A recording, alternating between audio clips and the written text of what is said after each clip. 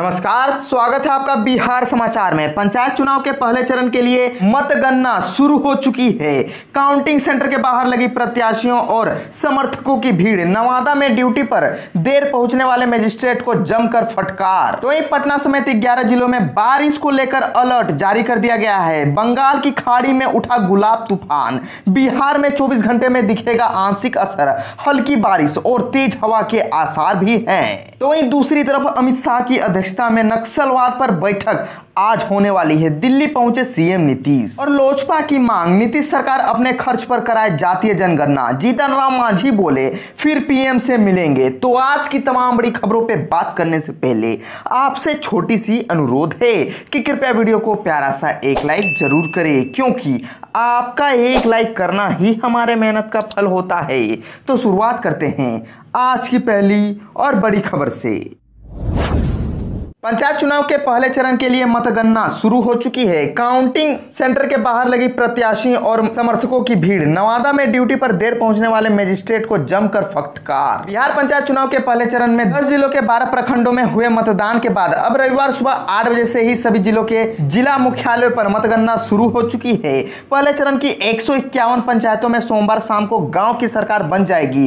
राज्य निर्वाचन आयोग की तरफ से मिल रही जानकारी के मुताबिक शाम तक ज्यादातर पंचायतों के रिजल्ट जारी कर दिए जाएंगे। पहले चरण के लिए 24 सितंबर को वोटिंग हुई थी। इधर नवादा में ड्यूटी पर देर पहुंचने वाले मजिस्ट्रेट को जमकर फटकार लगाई गई है। सदर एसडीओ उमेश कुमार भारती कहा, ड्यूटी टाइम पर करिए, ऐसी लापरवाही कीजिएगा तो कार्रवाई भी हो सकती है। सभी केंद्रों के अंदर और बाहर चौबंद सुरक्षा व्यवस्था की गई है। आयोग की तरफ से 26 और 27 सितंबर 2 दिन मतगणना का दिन सुनिश्चित किया गया है, लेकिन इस बार ईवीएम से संपन्न हुए चुनाव के कारण माना जा रहा है कि 26 सितंबर यानी रविवार को ज्यादातर पंचायतों के रिजल्ट जारी हो जाएंगे।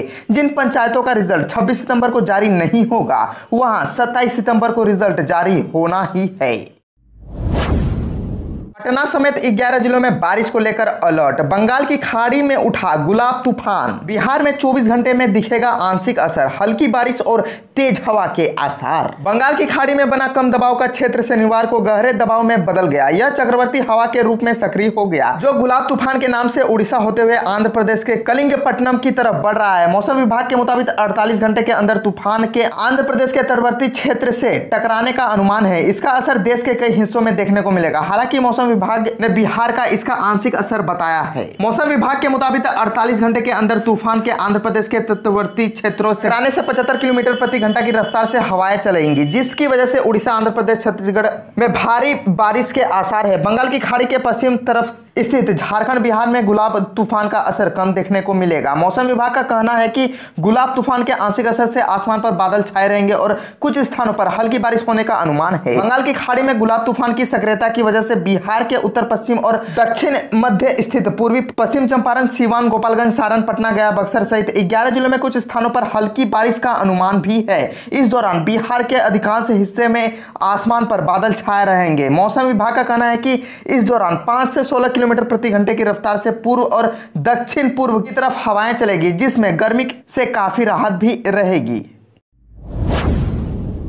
अश्विन चौबे ने 33 नेताओं को पत्र लिखने वाले तेजस्वी को बताया बबुआ। जातीय जनगणना पर मानेंगे केंद्र का फैसला। जातीय जनगणना पर विपक्ष के नेता तेजस्वी यादव द्वारा 33 राजनीतिक पार्टियों के नेताओं को पत्र लिखने पर केंद्रीय राज्य मंत्री अश्विन कुमार चौबे ने शनिवार को पटना में कहा है कि तेजस्वी यादव अभी बबुआ हैं। उन्होंने कहा कि जातीय जनगणना पर जो केंद्र का निर्णय होगा, हम उसे मानते हैं। हम सभी को साथ लेकर चलने वाले लोग हैं। केंद्र सरकार और घटक दल जो फैसला लेंगे, हम उसे मानते हैं। घटक दलों की नाराजगी के सवाल पर कहा कि कहीं कोई नाराजगी नहीं है। बीजेपी देश के अंतिम पायदान पर बैठने वाले व्यक्ति के उत्थान पर काम करती है। भाजपा कार्यालय में पत्रकारों से बातचीत में चौबे ने अमृत महोत्सव पर टिप्पणी करने के लिए राहुल गांधी को आड़े हाथों लिया। उन्होंने कहा कि राहुल गांधी गलत मानसिकता रखते हैं, उनकी जैसी भावना है वैसी बात वह बोलते हैं। और यही नहीं, बीजेपी सांसद ने कहा कि स्वतंत्रता सेनानियों के बलिदान को अमृत महोत्सव द्वारा भाजपा याद कर रही है। ऐसे बयान देश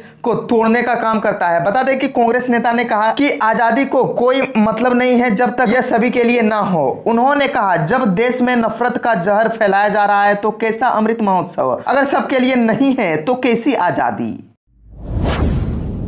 अमित शाह की अध्यक्षता में नक्सलवाद पर बैठक। आज दिल्ली पहुंचे सीएम नीतीश। नक्सल प्रभावित राज्यों के मुख्यमंत्री की बैठक में भाग लेने के लिए बिहार के मुख्यमंत्री नीतीश कुमार शनिवार की शाम दिल्ली पहुंचे। रविवार को केंद्रीय मंत्री अमित शाह की अध्यक्षता में यह बैठक होगी। बैठक में नक्सलवाद की समस्या, प्रभावित इलाकों की स्थिति और वहां के विकास कार्य को लेकर विस्तार से चर्चा होगी। मुख्यमंत्री बैठक से बिहार से संबंधित स्थिति और अपनी बातों को प्रमुखता से रखेंगे। इस बैठक को लेकर बिहार के मुख्य सचिव त्रिपुरारी शरण और पुलिस महानिदेशक एसके सिंघल भी दिल्ली पहुंच गए। इस बैठक में 10 राज्यों के मुख्यमंत्री भाग लेंगे। मालूम हो कि बिहार में अभी 10 जिले नक्सल प्रभावित हैं। इनमें औरंगाबाद, गया, मुंगेर, जमुई, कैमूर, नवादा, लखीसराय, बांका, रोहतास और पश्चिम चंपारण जिले शामिल हैं। नक्सल प्रभावित राज्य के 10 जिले में सड़क, पुल, पुलिया, स्कूल, अस्पताल आदि निर्माण को और बेहतर करने तथा सुरक्षा व्यवस्था को पुख्ता करने आदि को लेकर केंद्र के समक्ष बिहार अपनी मांग रखेगा। खासकर पुलिस तंत्र को और सशक्त करने पर बैठक में विचार विमर्श भी होगा। विधानसभा मार्च पर अड़े छात्रों पर पुलिस ने बरसाई लाठियां। अंबेडकर छात्रावास खाली कराए जाने का है विरोध। बिहार के अंबेडकर छात्रावास खाली कराए जाने के विरोध में छात्र शनिवार को सड़कों पर उतर आए। जेपी गोलंबर के पास आंदोलन कर रहे छात्रों पर पुलिस ने जमकर लाठियां भांजी। इसमें कई छात्रों को चोट भी लगी। वहीं ऑल बिहार अंबेडकर कल्याण छात्रावास संघ के अध्यक्ष अमर आजाद को गिरफ्तार कर लिया गया। देर रात तक उनको छोड़ा नहीं गया। छात्रों के प्रदर्शन के दौरान अशोक राजपथ से गांधी मैदान तक यातायात व्यवस्था पूरी तरह से चरमरा गई। कई जगहों पर जाम लग गया। महेंद्रू से गांधी मैदान की ओर जाने वाले लोगों को काफी देर तक जाम में फंसे रहना पड़ा, जबकि गांधी मैदान से स्टेशन जाने वाले यात्रियों की भी फजीहत हुई। जेपी गोलंबर के समीप प्रदर्शन के दौरान पुलिस ने गाड़ियों का रूट डाइवर्ट कर दिया। बाद में प्रदर्शन खत्म होने पर यातायात व्यवस्था सामान्य हुई। इससे पहले महेंद्रू स्थित दलित छात्रावास सहित जिले के अलग अलग छात्रावास से हजारों की संख्या में छात्र गांधी मैदान जेपी गोलंबर के पास जमा हुए। सरकार विरोध नारे लगाने लगे। दोपहर 1:30 बजे के आसपास आक्रोशित छात्र विधानसभा मोर्चा करने लगे, पर पुलिस ने उन्हें रोक दिया। इस पर छात्र व पुलिस में बहस शुरू हो गई। छात्र विधानसभा मार्च पर अड़े रहे। यहां तैनात पुलिस और मजिस्ट्रेट ने छात्रों से कई बार बातचीत की, लेकिन छात्रों ने नहीं मानने की स्थिति में भारी संख्या में पुलिस बल को बुला लिया गया। छात्रों को वहां से हटाने के लिए पुलिस ने लाठियां चटकानी शुरू कर दी। इससे वहां अफरा तफरी मच गई। लोजपा की मांग, नीतीश सरकार अपने खर्च पर कराए जातीय जनगणना। जीतन राम मांझी फिर पीएम से मिलेंगे। लोजपा चिराग गुट के प्रवक्ता चंदन सिंह ने राज्य सरकार से अपने खर्च पर जातीय जनगणना कराने की मांग की है। कहा है कि हमारी लड़ाई समाज के दबे कुचले लोगों के मुख्य धारा में लाने की है। अगर मुख्यमंत्री को समाज में दबे कुचले लोगों की चिंता है तो वह जाति आधारित जनगणना बिहार में अपने खर्च पर कराए। वहीं पूर्व मुख्यमंत्री हम प्रमुख जीतन राम मांझी ने कहा है कि जातीय जनगणना को लेकर वे फिर प्रधानमंत्री नरेंद्र मोदी से मिलेंगे। उन्होंने कहा कि जिसकी जितनी आबादी भारी उतनी उसकी भागीदारी जरूरी। हक दिलाने के लिए जातीय जनगणना जरूरी है। विपक्ष के नेता तेजस्वी यादव पर निशाना साधते हुए कहा है कि इस मुद्दे पर राजनीति नहीं करें। मुख्यमंत्री नीतीश कुमार इस पर पहल करेंगे। जल संसाधन मंत्री संजय झा ने कहा है कि हमें आज भी उम्मीद है कि जिस भावना को लेकर सभी दलों के प्रतिनिधिमंडल ने प्रधानमंत्री नरेंद्र मोदी से मुलाकात की थी, उसका सम्मान करते हुए केंद्र सरकार की तरफ से कुछ सकारात्मक पहल जरूरी होगी। मुख्यमंत्री नीतीश कुमार इस मुद्दे को पिछले 30 वर्षों से उठाते रहे हैं। जातीय जनगणना जरूरी है और यह होना भी चाहिए। संजय झा शुक्रवार को जेडीयू प्रदेश कार्यालय में जन सुनवाई कार्यक्रम के बाद पत्रकारों से बात कर रहे थे। रेप के आरोपी बिहार के सांसद प्रिंस को जमानत। कोर्ट ने कहा उनके भागने या अपराध दोहराने के आसार कम है क्योंकि वे सांसद हैं। दोबारा चुने जाने का मौका खतरे में नहीं डालेंगे।